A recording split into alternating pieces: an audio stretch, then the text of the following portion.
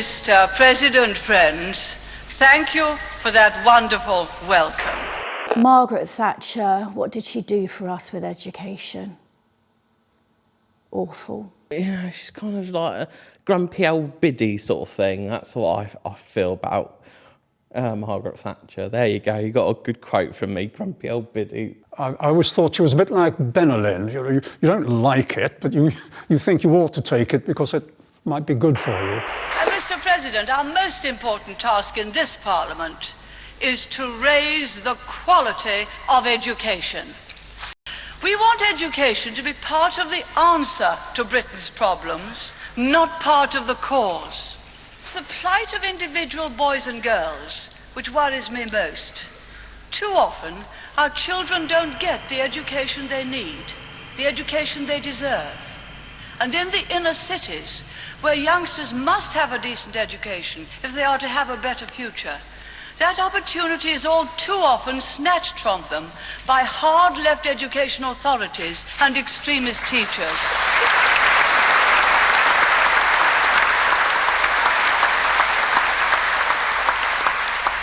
And children who need to be able to count and multiply are learning anti-racist mathematics, whatever that may be.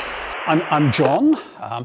In the late 80s, early 90s, I was teaching in Weston-super-Mare. I think it was a challenging time for teachers because they were being increasingly told what they could do and what they couldn't do. Now, it was quite easy for me. I mean, I'm a geographer, so teaching about volcanoes and hills and mountains and rivers, Clause 28 didn't have much impact on that. I was studying to be a teacher from 1986 to 90. In education, the Baker Bill was coming out, and that was changing education hugely by instigating a national curriculum.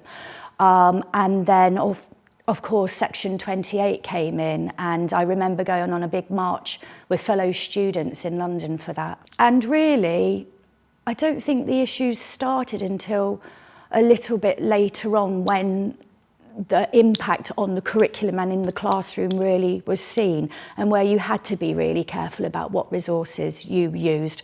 But to be fair, there weren't I can't even remember talking about gay relationships or anything in class anyway. It was so not out there. Even as a child back in those times, when I started questioning my sexuality, I didn't even know what being bisexual was. I didn't have a clue. Teachers who had an area of responsibility in terms of personal and social relationships, that older generation of those teachers were frankly embarrassed. They couldn't cope with it and just tended to glide over it. What I was doing between the years 1998 to 2000, well, I wasn't born for most of it, but for some of it I was a child, so I was growing up.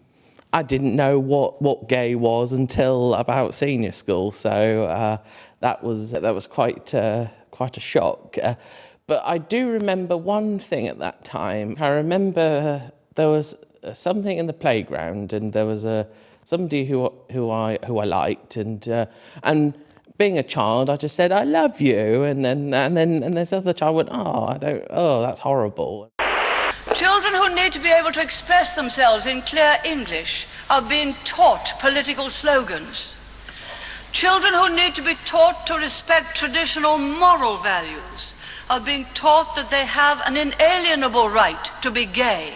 How sex education was taught, it was only for one part of a year, and that was very much focused on heterosexual relationships, and no mention. It was just not mentioned at all. Just completely ignored any kind of same-sex relation. My understanding of Section 28, I found about it all after the fact. It was a really vague law in itself. Promoting homosexuality, what does that mean? I feel like historically that's what blocked a lot of education for me.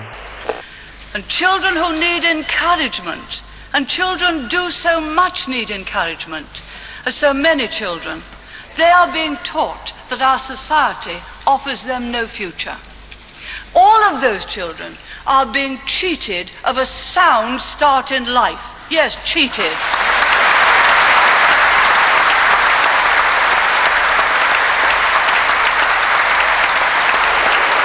When AIDS started, people were looking for simple answers, and the simple initial answer was, of course, that AIDS was a homosexual disease and it could only be transmitted by one homosexual to another. But the method of transmission, according to some of those early stories, was that even if you went into a public swimming baths or you went for a walk and you happened to be in close contact with another bloke who might have been gay, you were likely to catch the disease. And so this became an era of great stigma. If you were gay, you were going to be partly responsible for causing disease to spread rampantly. There was fear, tremendous fear. So with regards to HIV and the narrative, it was pretty much left out at school, and I don't think I appreciated the scale until some years after in Weston Supermare, where there were these quilts designed for each person who had died from HIV and AIDS, and each quilt was a sort of kind of tombstone for that person. And I can remember my history teacher telling us when she took us to the Belgian battlefields that you have to imagine by each tombstone is a man dressed in full kit. But I think I mentioned something very similar to some friends that I went with, and I said, now with each quilt, was treat it like their tombstone, and that by each quilt is somebody dressed to the nines, ready for a night out. That's how they want to be remembered. When I think back to the club time in the 90s, I just refer to there being a shadow. I mean, people were scared. People were very, very scared. And when I worked as a bouncer on the club doors, the young guys, very, very young, we're talking maybe even under 21, they really didn't understand the risk that they were living.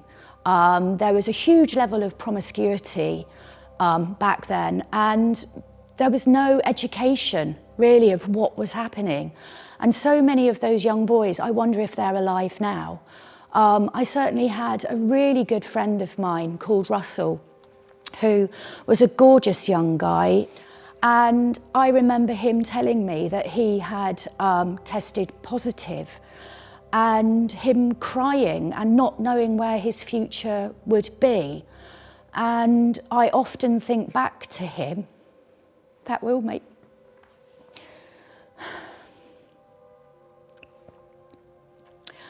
And I think more should have been done in a proactive, positive way, rather than too little too late to save those young men.